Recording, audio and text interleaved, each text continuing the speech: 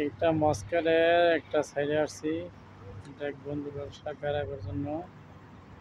অনেক রাত্র হয়ে গেছে, ঘুরতে আসলাম। এই যে রাস্তাঘাট, এখানে বিল্ডিং একটা মার্কেটে আসছি সামান নেবার জন্য।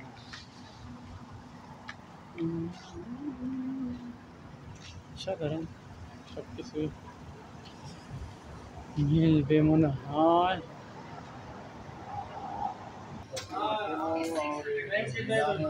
কি 600 মিটার জাস্ট নেট কই যাচ্ছে দেখি।